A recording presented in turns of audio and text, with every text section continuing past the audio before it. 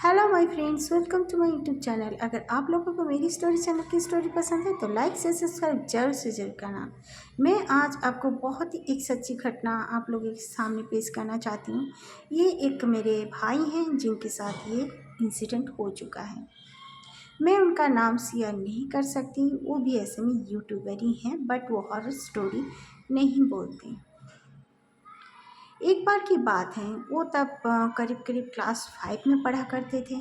उनके 2 स्टोरी का घर है। गांव में जो घर है वहीं पे वो लोग रहते हैं। वो बस में अपने स्कूल वगैरह जाया करते हैं। तो 2 स्टोरी के घर जो नीचे वो लोग ज़्यादा टाइम स्पेंड करते हैं, ऊपर का घर ज़्यादातर खाली ही रहता है। इसी तरह दिन ऐसे गुजरता गया। उनका एग्ज़ाम था। कुछ लोग आए हुए थे उनके घर पे, कुछ फैमिली के ही मेंबर्स यानी कि रिलेटिव्स वगैरह। तो उन्होंने सोचा कि मैं ऊपर जाके अपना पढ़ाई करता हूँ।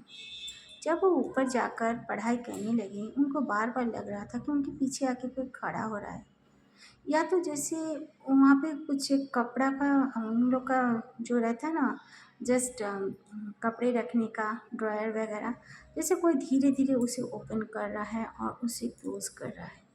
बार बार ऐसे फील होने के बाद वो खड़े होकर इधर उधर देखने लगे, लेकिन उनको ऐसा कुछ नहीं दिखा। फिर अचानक से बैल्कनी में जैसे बच्चों के भागने की आवाज़ आने लगी।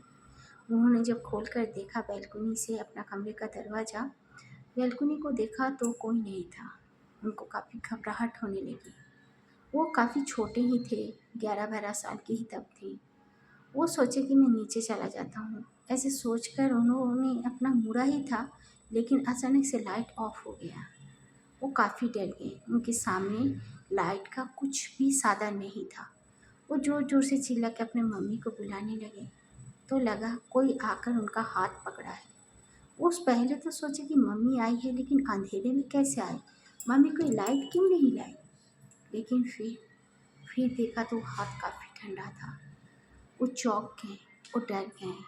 फिर अचानक से उनकी मम्मी उन्हें बुलाए, बेटा क्या हुआ। और उनके हाथ में एक लाइट भी थी, इमरजेंसी लाइट। वो तब तक कुछ बोल नहीं पा रहे थे। फिर अपने मम्मी को वो बाद में सारी बातें बताएं, अपने नानी को भी बताया। उसके बाद उन लोगों ने कहा कि तू ऊपर मत रहा कर अकेले। उनके घर में ऐसे छोटे मोटे इंसिडेंट बहुत होने लगे थे, जैसे कि सीढ़ी में जैसे कोई भाग रहा हो, अचानक से सीढ़ी से कोई उतरता दिखा, या तो सीढ़ी में कभी कभी वो लोग जब चढ़ते थे ऊपर, लगता था सीढ़ी में कोई बैठा है। अचानक से फिसफिसाहनी की आवाज़। ये सब होने के बाद वो लोग काफ़ी डर गए। उन्होंने सोचा कि घर का पूजा पाठ करवाना पड़ेगा। उन्हें बहुत बार उन्होंने पूजा पाठ वगैरह कुछ कुछ कराया, लेकिन कोई लाभ नहीं हो रहा था। धीरे धीरे इंसिडेंट थोड़े बहुत और बढ़ने लगे थे।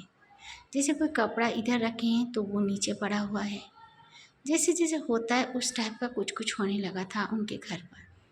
फिर वो एक बाबा जी के पास जाके पूजा पाठ कराने के बाद उन लोग का घर में तो वो सब कर नहीं रहा, और लेकिन बाहर उनके पेड़ बहुत ज़्यादा है, जैसे लगता था पेड़ पे कोई बैठा हो, पेड़ में जैसे कोई बात कर रहा हो, कोई गाना गा रहा हो।